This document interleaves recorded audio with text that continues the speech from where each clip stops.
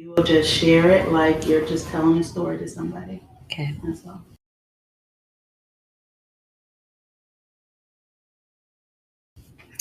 Hi, my name is Darrena McFadden, and I am 37, and this is my rainbow story.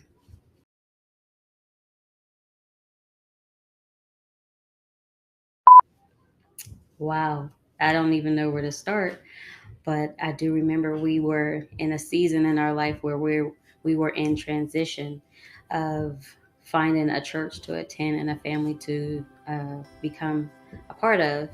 And some friends invited us to a church and told us that their pastor was really nice and um, he happened to be a prophet.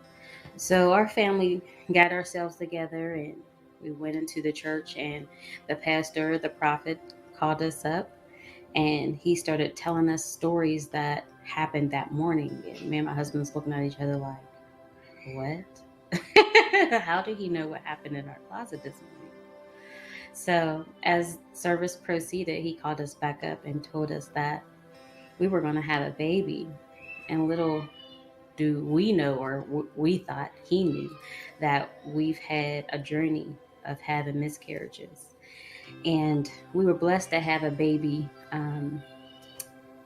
girl before um, this miracle, but that's what he told us, that we would have a baby.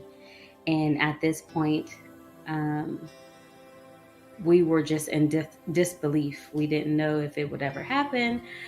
So we just went on with life. So we visited the church again in 2 weeks. I would say 2 weeks after that. And he told us that, seriously, I need you guys to start preparing. Tell people that you're going to have a baby. Um, he felt like we were going to have twins. And me and my husband really opened our eyes because, again, he did not know our journey. And he told us to prepare a space for the baby. And we were just like, all right, Lord, I don't know how this is going to happen, but we'll see, right? And as the church would say, you got to have the mustard seed faith. And we didn't even have that much faith. So let's go back. Me and my husband have gone through a journey of so many miscarriages to where I can tell you that we were like on 11 at this point of losing babies. And we were just so overwhelmed when people talked about babies and you guys should have another baby. Your daughter needs a sibling. And we were just all like, oh my goodness, they don't understand the pressure we're under. And I wish it was that easy just to have another baby, but it's not. So that's the weight of the world on us and their expectations. So it came to a day where we were like, okay, well, let's try this faith, this mustard seed faith, and maybe see if the prophet has some truth to his words. So we prepared our third bedroom. We painted the wall, just a portion of it blue. And we were like, well, let's just see. If we don't get pregnant, we can repaint the room, right? It was just a little section we painted. We'll just repaint it. But for right now, we'll just be obedient and paint the room. And time went, months went by. We were just all like, Lord, it's not going to happen. We're just going to be okay with our one child and live life. And at this time, my husband was having some medical problems, and we were trying to figure out what was going on with my husband.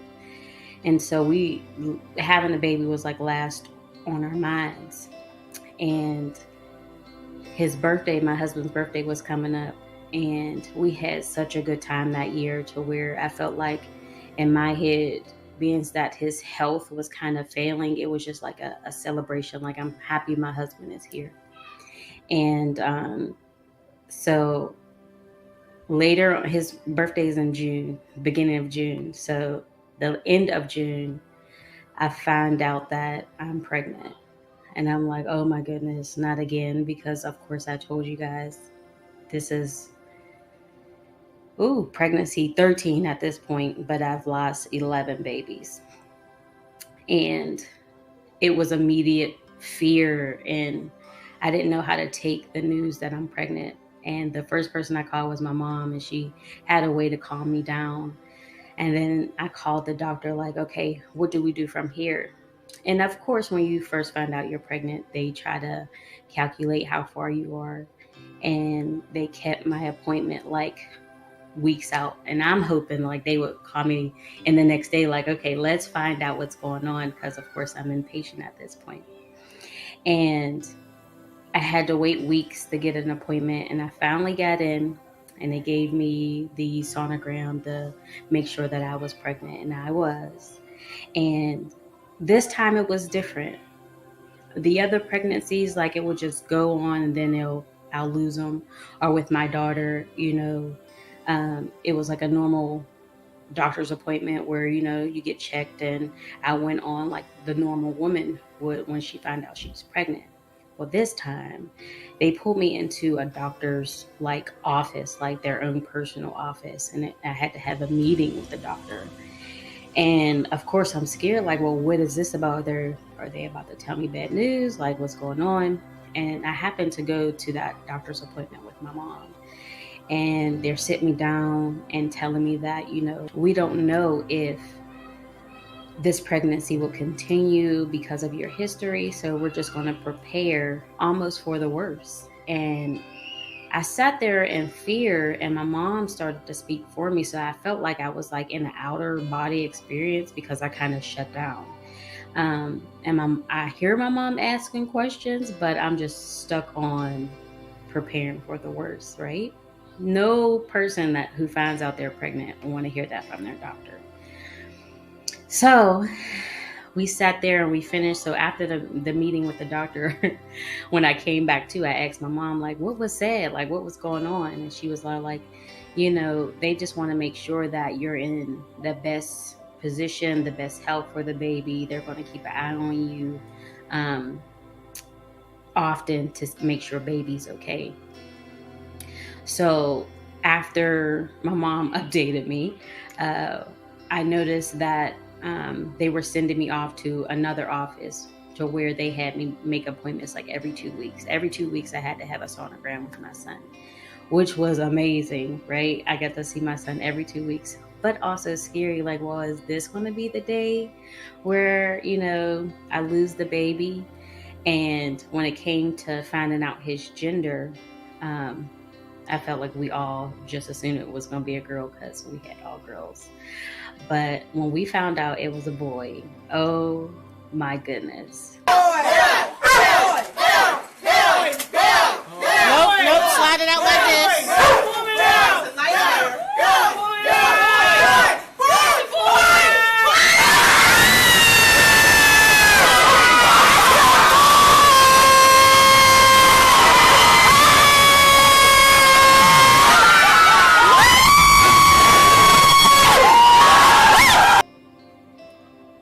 The joy that came over me felt like my soul kind of left and came back, like I died and came back. And I was just filled with excitement, like, oh my goodness, like, Lord, your promises are always true. And to know that he answered the prayer. But again, the fear was still there, like, will we lose him? So months passed, and every doctor's appointment, they would check me and make sure everything's okay. And every appointment, it was almost like the doctors were shocked that nothing was wrong. Like, my diabetes was normal. My blood pressure was normal. I was not gaining any weight. I was a big girl, but I wasn't gaining any weight, just baby filling out my body. So my doctors was just all like, you're doing a really good job. Whatever you're doing, keep it up. And Lord knows I was eating. So I don't know why I wasn't gaining weight, but I was not gaining weight. Thank you, Lord.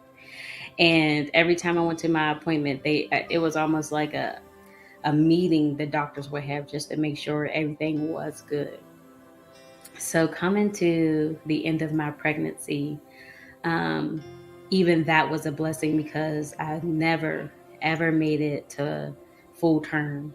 I had my daughter at 27 weeks. So to have my son, a full term baby with no difficulties, was just a blessing, to say the least. And even at his birth was just a joyous moment. Like everyone wanted to be in my hospital room, and the doctor was like, no, you just can only have one at this time, which was disappointing. But I wish I could have had a whole room full of people, because it would have been a whole party. Like, let's have a labor party. But my son brings so much joy to my family. He was definitely needed. You can tell that he was a blessing for this family. So to get him and learn that he was a miracle baby, not only my rainbow baby, he's definitely a miracle baby. Because again, when I told you my husband had health problems, they found a tumor on his brain, which stopped him to even have a chance to have children. And his doctor told him, there's no way you have children, sir. And to find out that he's been suffering from this tumor for years, to where even when we had our daughter shouldn't be here. So to know that I have 2 rainbow babies, 2 miracle babies, is such a blessing. And I love God so much that he waited until my son came to reveal that he is real.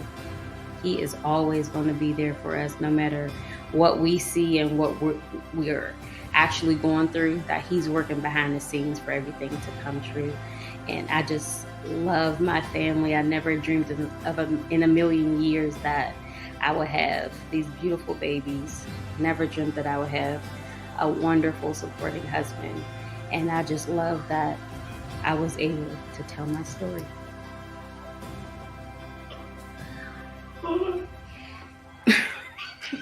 Beautiful. Beautiful.